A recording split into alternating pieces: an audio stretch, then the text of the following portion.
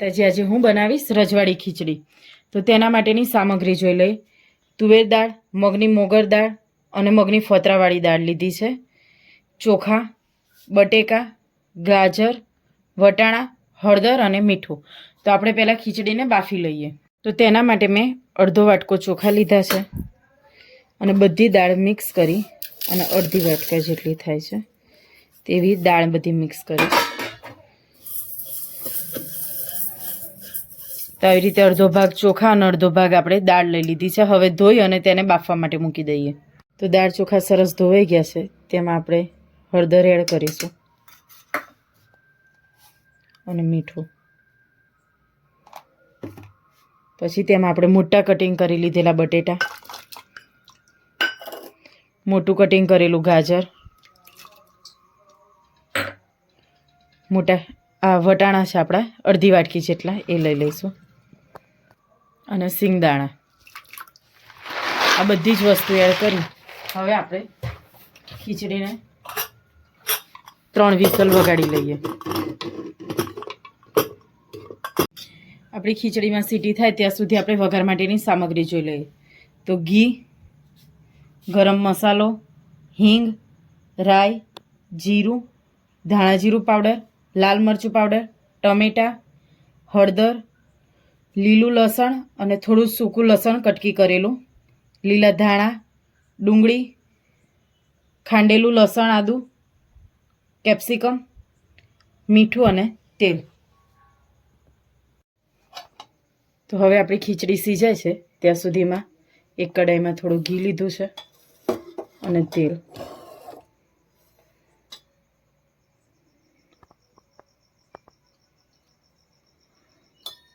તમે ઘીના બદલે બટર પણ લઈ શકો. તેલ ગરમ થઈ ગયું છે. હવે તેમાં આપણે વઘારના મરચાં એડ કરીશું.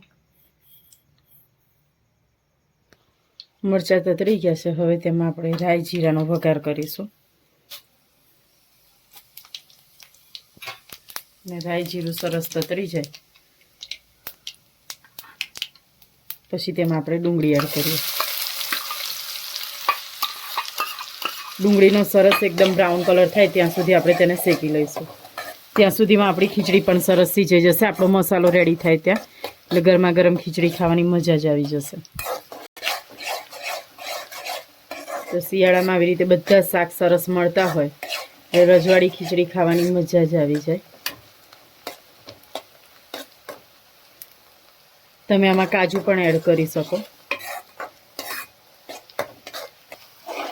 તો હવે આપણી ડુંગળી ઘણી ગુલાબી થઈ ગઈ છે. ત્યાં આપણે લસણ આદુની પેસ્ટ એડ કરી દઈએ. જો તમે લસણ ઓછું ખાતા હોય તો ઓછું નાખી શકો અને લસણ ડુંગળી ના ખાતા હોય તો સ્કીપ કરી શકો. તો તમે ખાલી ટમેટાં અને કોબીજનો ને એનો પણ વઘાર કરી શકો. હવે લસણની સરસ સ્મેલ આવે અને શેકાઈ જાય, કાચું કાચું ના રહે ત્યાં સુધી આપણે શેકી લઈશું. હવે લસણ સરસ શેકાઈ ગયું છે. તેમાં આપણે ઝીણા કટિંગ કરેલા ટમેટાં એડ કરીશું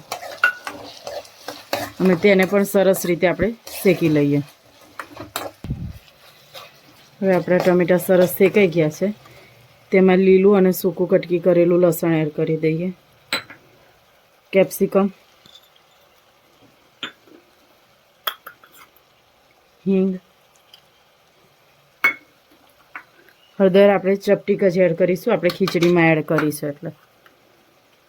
અને તીખાસ પ્રમાણે લાલ મરચું પાવડર 2 ચમચી જેટલું, ધાણા જીરું પાવડર 2 ચમચી, ગરમ મસાલો 1 ચમચી અને મીઠું થોડું એડ કરીશું. બધી જ વસ્તુનો મસાલો સરસ શેકી લઈએ.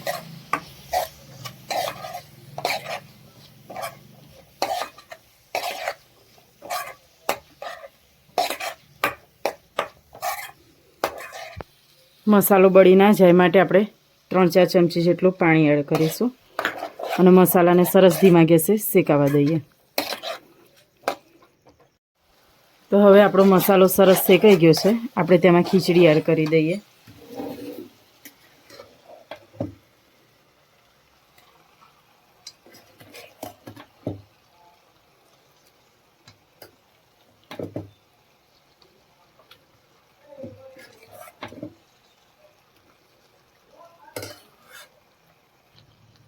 હવે આપણે મિક્સ કરી લઈએ.